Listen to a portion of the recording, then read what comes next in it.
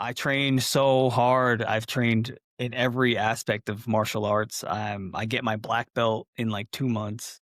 Like I'm there. I have everything that there is to offer in MMA. So when it comes to me prepping for a fight, I just have to make sure that cardio is good and I'm mentally clear, like mentally clear to fight. Like I know what I'm doing. I'm feeling good. I have no doubts. If that's all set, I'm gonna win the fight. I- He's wearing a T-shirt that says "Never Made." I believe him. I think he's telling the truth. All right, guys, welcome back to Never Made Weight. Today we got a special guest, Beast Boy, Mike Davis. Mike, how you doing? I'm doing great. How are you? I'm doing good. I'm doing good. So you're coming off a good finish, nice finish over Mitch Ramirez. Um, you had a lot to say in that post-fight interview. You said this is the Mike you guys want, the Mike from the Gilbert Burns fight, the Mike from the Sadiq Youssef fight. What did you mean by that? Uh, so when I fought Zion out in Saudi Arabia, that fight to me wasn't me at all. That was like that was probably the worst. You know how every fighter has that one fight where they just don't show up, and I think that was my one time. I mean, that's the only time I'm gonna let that happen. But yeah, I didn't show up that fight. I didn't come out there and perform like I normally do. I'm a striker. I'm come from striking. I've been a striker my whole life, and I just couldn't keep on my feet that one. So before a fight, leading up a fight, is there some kind of ritual that you follow um, that kind of determines how you feel during while you get into the octagon? No, no, I kind of just I have a small kind of like personal. I got the same thing, personal ritual that I go through every fight, and it just makes me get into the zone and into the mood of being ready to fight. What do you think led to you having a performance that you weren't proud of against Faris Siam? A lot. I think there's a lot at play, things that, I feel like I shouldn't talk about. I should, but shouldn't. The one of those kinda ideal or ordeals. What I can talk about is the fact that it was a 20-hour flight in, like, economy class. Terrible, my knees bent the whole time. Um, no stretching, no leg, nothing. And then, we get to Saudi Arabia. I'm working out with Terrence. We're doing our kind of like overlay warm up to get our body adjusted. And all of a sudden, my knee gives out. First day there, my knee gives out, and I can't run. I'm limping. I'm limping for days. For the whole fight week. I'm constantly in the PT room, getting acupuncture and massage and icing and heat therapy and whatever I can do just so I can keep pressure on my leg, and it just never helped. So I went to that fight like not willing to take a kick. I didn't want to be kicked at all. So I was kind of like cautious, very cautious in that fight. And what made it worse is once we got to the venue, this venue that they had in Saudi Arabia was built in 50 days flat. So it was put together very fast, the whole venue. And the room that we were in, as we were going in, painters were coming out. So it was very freshly painted. And I was in that room for 3 and some change hours. Um, the whole time I was getting ready, I was warming up, I was gasping for air. And I have like videos and clips of just like I hit pads, I did one combination, I'm like, holy shit, God, I feel tired. I'm fucking exhausted right now. And then and just never I never recouped. I never got it back. The whole fight, I was just fighting like on survivability, pretty much. Have you ever had another fight where you had similar negative experiences in the lead up, but ended up fine? No, I've never had a bad camp, or not a bad camp, but like a bad fight week. They've always been, I'm set up the way I have my rituals. I have my things I like to do, how I treat the days, the weeks. Yeah, no, it was just that was the first time. That was just the one and I think it's a one and done. Well, you actually have an interesting career in general. You were undefeated in the amateurs, and then you were on a long win streak, and then you had a banger fight banger fight in the Contender Series that you lost by decision, and then you go on a 2-fight win streak, and then they bring you back against And no. somebody tough guy, Gilbert Burns. That's like a really tough ask of somebody who's doesn't even have a fight in the UFC. You lose that one, but then what you do is you go on a 4-fight winning streak in the UFC. And the fight you're talking about that you had a terrible experience leading up to it, you lost by decision, and then after that, your most recent fight, amazing performance. Appreciate it. One thing I've noticed about your career is you've always fought on fight nights. Is there a reason for that? No, I just fight on whatever card they tell me to fight on. Well, I enjoyed the fight nights up to this last one because not Thomas Gifford, but after Thomas Gifford, we started with the Mason Jones out in Abu Dhabi. And from there, I've been on the main card every time. Even for the Zion fight, we were the openers for the main card and Izzy card. Like Izzy Adesanya, one of the best fighters in there. So that was like awesome. And then now now they're like, okay, we didn't like how you fought in that fight, so we're just gonna throw you on this no-name Nashville card and put you at like the second fight in. You answered the call. I mean, just looking over here after the Gilbert Burns fight, going into the Thomas Gifford fight, you finish it. You finish it in spectacular fashion. Going into that fight, how are you feeling? Were you kind of feeling like your back's against the wall? Because it was your third appearance in the UFC, and then you had lost the other two. So how was that feeling going into that fight against Gifford? Thomas Gifford was it was another short notice. I took 2 short notice fights to start the UFC career, right? 5-day and 4-day and 5-day. Wow. When I got offered Thomas Gifford, my coaches looked him up and they told me one thing that I was like, "Oh, I'm gonna mop the floor with this guy." I literally walked through him. They're like,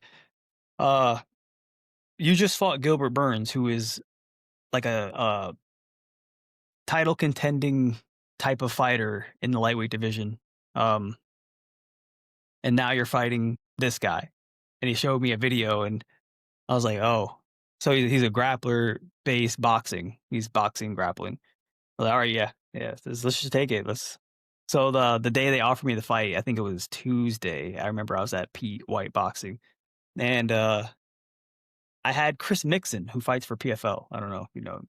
He's a good wrestler. So me and him just wrestled straight for like 40 minutes, like no breaks, just 40 minutes straight wrestling. And I was like, "Yeah, no, I'm in shape."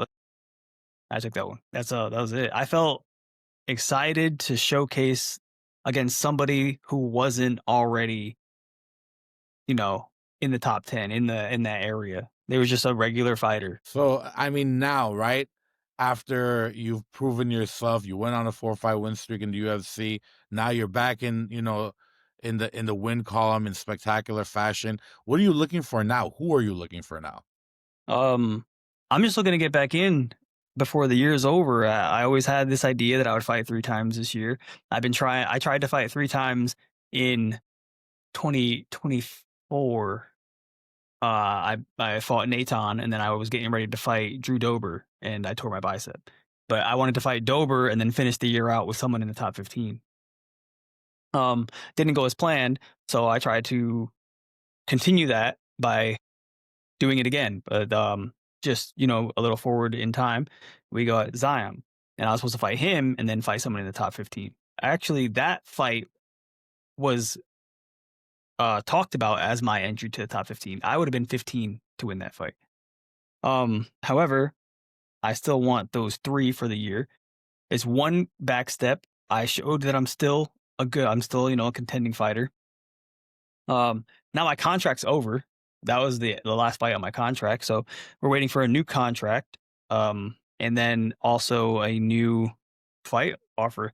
And for who it can be, it really doesn't matter. All the people that I would like to fight are just fought or not available or fighting. Got it.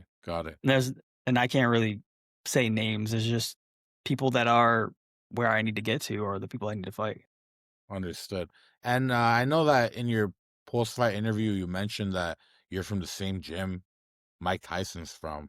Yeah, yeah. Can you tell us a little bit about that, and then tell us about your transition into your new gym down in That was a Florida? long career. So I started boxing at Customados when I was 14. The reason I went to Customados is because it was the closest gym to my house, and I was 14, so I rode a bike. I rode a bike. It was like I think it was 10 miles away, which wasn't too bad. I was 14. I had cardio and I was, energetic. I rode my bike over to Customados. Kevin Rooney offered to teach me for free as long as I didn't fight at school because I told him the situations, how I was getting bullied and everything. And he was really good about coaching me through the same way he coached Mike Tyson. And I just grew in that realm. I trained there until I was maybe 20, 19 or 20. 6 years, 5, 6 years. Yeah. But I started MMA up there as well. Tom Sfingala opened up a gym called American Martial Arts, and I went to that gym when I was 17. I started training there at 17. And until 17, I was not really training MMA, just wrestling and boxing. And then making it down to Florida. Now you're in a gym with a lot of Yeah, but UFC. I've been all over the place down here. I started at I started at Team Noguera. They closed. But I started here at Team Noguera with the Pitbull brothers when Patricky Pitbull was fighting for the title. I was helping him get ready for that fight. I was 9-0 amateur fighter. Uh, that gym apparently just closed. They couldn't keep up. The something didn't go right. I don't remember. I moved to American Top Team Longwood. That was a really good gym. I stayed there for a while, maybe like 2 years. But while I took fights at that gym, Muay Thai fights, there was this boxing coach, Pete White. He he was like, "Hey, you should come. I remember you come from boxing. You should come up to my boxing gym and spar with our guys and work with us." And I did. And I loved it. They treated me like family. I was there for 5 years, right? 2, 5, yeah, about 5 years, 5-ish years. Then after I fought Sadiq, I did not want to be at a boxing gym anymore. I just couldn't because I lost that fight to Sadiq because I was so honed in on boxing. And Lloyd Irving told me that when they watched my film, they can tell that I was like a strict boxer. I was heavy on my lead leg, so their whole game plan was to kick my lead leg. And I talked to him about it and everything. I was like, I don't know. I needed to know why I lost. So I had to leave that gym, the boxing gym. I moved to Orlando. I started training at Fusion for like a year. And a sponsor of mine offered to have me come live in Fort Lauderdale for free. So I was like, whoa, yeah, it's right next to American Top Team Coconut Creek. And it's like 20-minute drive. So yeah, let's go. Fort Lauderdale. I stayed there for 3 years training at American Top Team with, Dustin Poirier, Jorge Masvidal, all the good Yeah, Gamrot just fought. everybody. Yeah, everybody, bro. Yeah. Everybody. COVID happened and my mom got COVID, so I wanted to be closer to my mom to make sure everything was good back up here in Orlando. So I moved back in 2022 and I've been at Fusion ever since. And now I'm just here at Fusion.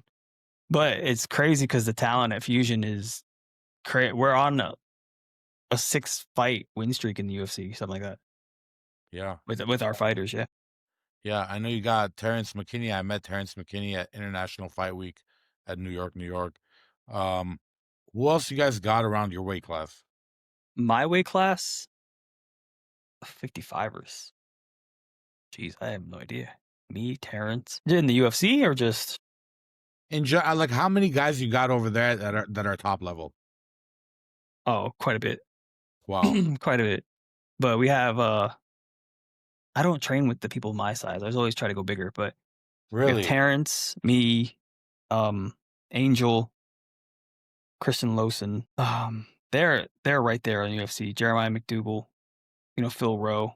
But I haven't heard of that. I haven't heard that. I try to go spar. I mean, not spar, but train with heavier dudes. Is there a Yeah, reason? nobody likes to, but I don't know. It's just easy for me to train with 170 welterweights. Got it. Is Plus, that it'll because prepare me for when I can't make 55 anymore, if it ever becomes a is problem. that like you trying to like get ahead of the game, or is that you using your speed advantage? It's me mentally prepping myself to always be the stronger fighter.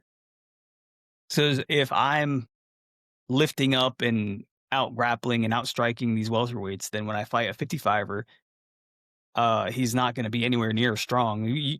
It's just like maybe you can. I'm stronger than some welterweights, but most 55ers aren't going to be as strong as a welterweight. So if I can handle a welterweight when it goes down to 55, I'm going to easily handle you. And like my last fight, I was training like Apollo, Lean Leangelo, something. I don't know his full name. But he fought Drew Dober in the UFC. He's an ex-UFC fighter. He's huge. He's like 190, 195. And I was training with him to get ready for Mitch because I saw Mitch is really like strong, big, like a big dude. So I was like, okay, let me train with someone strong and heavy. If he can't take me down, if he can't hold me down, if he can't outstrike me, then Mitch would have no chance. And it showed in the first round, the first like 20 seconds, I lifted Mitch over my head. Yeah. I mean, let me ask you this leading up to camp, right? Because fighting nerds made a whole wave about, oh, using statistics to their advantage, and how they have a whole statistics team. Like, how much does that play into your preparation? Are you guys using Zero. like AI and ChatGPT to formulate game plans on paper and whatnot? Maybe for the other fighters. I'm not sure. I know like Phil Rowe, he uh he has to study. Like he has to watch every fight that guy had and has to find, ways he can win. But for me, it's just I train so hard. I've trained in every aspect of martial arts. I get my black belt in like 2 months. Like I'm there. I have everything that there is to offer in MMA. So when it comes to me prepping for a fight, I just have to make sure that cardio is good and I'm mentally clear, like mentally clear to fight. Like I know what I'm doing. I'm feeling good. I have no doubts. If that's all set, I'm gonna win the fight. I just know. I train hard, and my skill set is up there at championship level. You have a very, very calm energy. Is this how you are always, or Yeah, I'm just chill. yeah, it's very, very calm energy. And I want you mentioned how you got bullied and that's why you started fighting, right? Yeah. Okay. How many years did you have to train to feel confident in yourself enough to let go of the rage? I never had rage. I always had more fear than anything. I was afraid of the dangers of life, and I didn't want to be pushed to an area where life ends. As a kid, so I always wanted to defend myself. So I was never forced into those situations, and the bullying was just a way for me to start. I don't think I would have went to that boxing gym had I not been bullied. I had this a whole idea that I wanted to be a personal trainer. As we were approaching the end of high school, I was getting really into lifting. I started getting bigger. Me and my friends were all lifting. We were having competitions of who can lift the stack on the bench before the year's over. And I just wanted to do personal training and all something fitness related, but the bullying never stopped. So I felt like I needed to know how to defend myself. Sure, I look strong, but I couldn't do anything. Like 90% of the population, all them fitness people, big, you can't do anything. So, so whenever it's time to get into the cage, do you ever feel fear? Yeah, yeah. How do you deal with I that mentally? I don't know. I I know that there's a moment, right? There's a moment when you're going to the cage, and I think it's the moment that you're in the back room and they come back there and they're like, Mike Davis, you're on deck.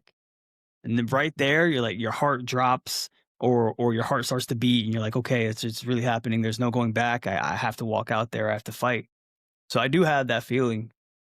I don't really pay attention. I think I lose myself in the walkout. So it's not something that kind of sticks to me and weighs on me as I approach the cage.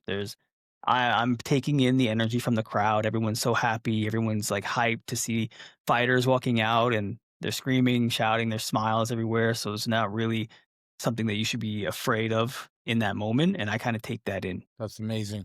That's crazy. I mean, it would be crazy to capture that moment, capture that feeling for a second, for a regular average Joe, Right. So but I guess that's uh worked so hard to oh, get I to. want to ask a friend. So there's a guy, um, he was in my corner against Vyacheslav, and he was able to walk out with me and experience that, but it was only at the Apex, so it wasn't necessarily enough of the crowd, but I still wanna know what he felt when he walked out. But he's not the one getting into the cage though. True, true. So that's what I mean. To capture that feeling for an average Joe, it's Yeah, no. probably like, what would you compare it to? Like almost getting in a car crash or something? You know? Um, to compare that to? Yeah, like, is There there any there's other feeling there's you've ever had in your nothing. life that Never in my compares to life. walking into the octagon? Never. Never. So outside of fighting, right? Like, how do you spend your time? Here. I'm a big Gaming? gamer. Yeah, I'm a big What do you gamer. play? My setup is crazy. Right now I'm playing New World, Eternum.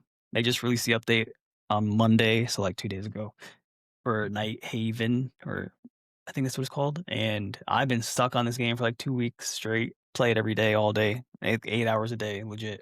Is it ever hard to discipline yourself to get off the game and go No, train? no. I always train first. My training's in the morning, which is perfect. Then, yeah, I have 2 sessions a day, but it's easy to get off. Yeah. I mean, you've If I been don't training since fight and I don't 14, so train, I can't, keep playing. So, yeah, of course, yeah. Anyway, Mike, is there something you stream, right? yeah, I do. Where can we find your streams? Right now I stream simultaneously to Kick and TikTok. Mike Davis UFC on both. Mike Davis UFC, guys, you heard it here. Stream and TikTok. Watch Mike Davis play some games. We can't wait to hear the fight news. Whenever it's ready, I'll be ready to promote it as well. So I'm in Mike, talks for the next one. There's no names, no anything at the moment, but I'm trying. What I was told was that they're trying to finalize a few details and get me in on the last card of the year. December 6th? Is there one after that, or is that it? I don't know. I think because December 6th is the T-Mobile Arena. That's the pay-per-view. Oh, they won't put me on that one. We just had that conversation. They won't put me on pay-per-views right I now. don't know where there's December 13th, Fight Night Okay, at AF. that could be it. Yeah, But that could be it. we'll Yeah, see what we yeah. can do. I We definitely just want to get had in Steven before. Asplund on. He's fighting on that card, so that's why I know that. Is there anything you want to leave the fans with? We really appreciate your time, by the way. Yeah, of course.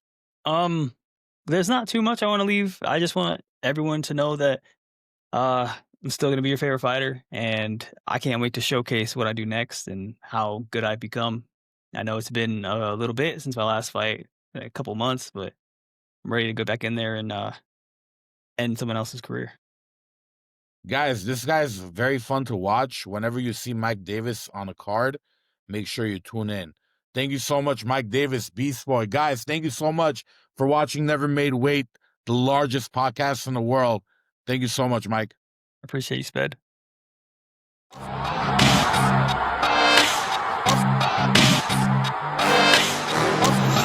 Wearing a t-shirt that says never made. I believe him. I think he's telling the truth.